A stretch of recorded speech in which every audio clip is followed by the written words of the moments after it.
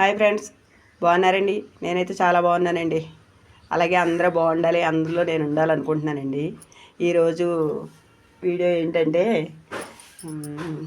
కొబ్బరి క్యారెట్ వండుదామనండి. అలాగే ఇదిగోండి గిన్నె పెట్టానండి. అలాగే ఆయిల్ వేసానండి, 4 స్పూన్ల దాకా ఆయిల్ వేసానండి. అదిగోండి. అలాగే ఆయిల్ వీటెక్కాక కాస్తంత శనగపప్పు వేసానండి. కాస్త మినపప్పు వేసాను. అలాగే ఒక స్పూను ఆవాలు వేసానండి. అలాగే కాస్తంత జీలకర్ర వేసానండి.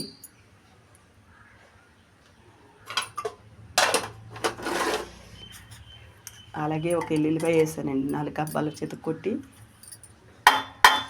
వేసానండి.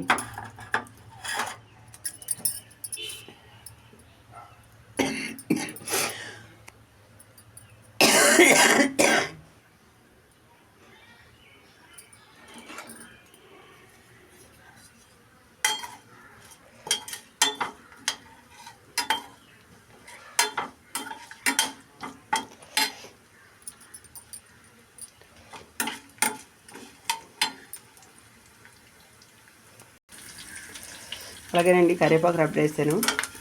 4 మిరపకాయలు వేసానండి. ఇదిగోండి క్యారెట్ వేసానండి.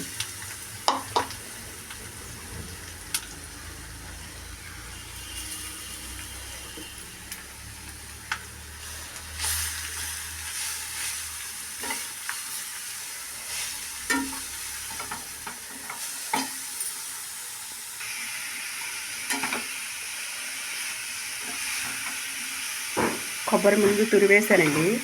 కొబ్బరి తురిమాక క్యారెట్ వేగాక కొబ్బరి కూడా వేసేస్తానండి.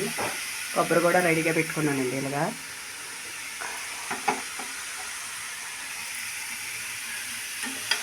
క్యారెట్ కొంచెం వేగాక అప్పుడు కొబ్బరి వేస్తానండి. చాలా ఇష్టంగా తింటారండి మా పిల్లలు కొబ్బరి క్యారెట్ బాగా. అలా అని పొద్దుటి కూడా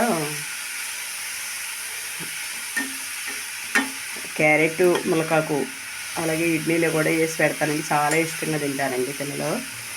క్యారెట్ కొబ్బరి కూడా చాలా ఇష్టపడతారండి.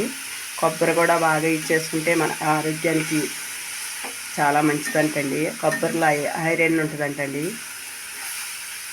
క్యారెట్ కంటే మంచిదంటండి కొబ్బరి. కాకపోతే మనకు ఉన్నాయి అట్లీలు మనకు తెలియదండి, అంతే. క్యారెట్ డబ్బులెట్టు కొనుక్కుంటాం కాబట్టి తెలుస్తుందండి. ఇవి మన ఇంటికాడ మన పొలంలో కాస్తాయి కాబట్టి కొబ్బరికాయలు తెలుస్తలేదండి. కొబ్బరిలో ఐరన్ ఉంటుందండి.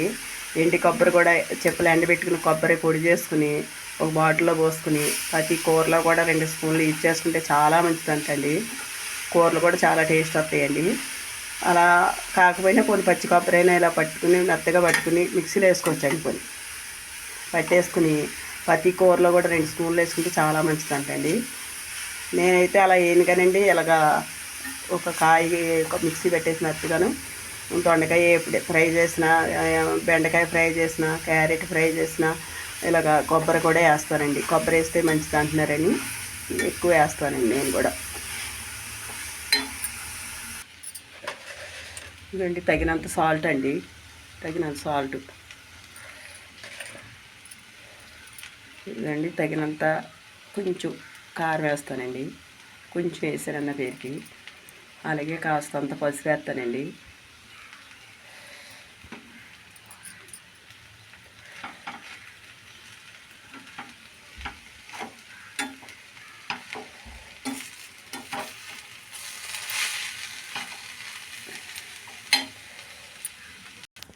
అయిపోయిందండి.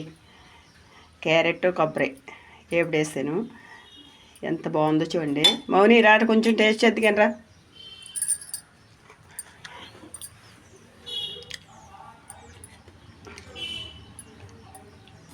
బ్రహ్మాండంగా ఉందండి. టేస్ట్ మాత్రం తిన్నాకొంది తినాలనిపిస్తుందండి. చాలా బాగుంది.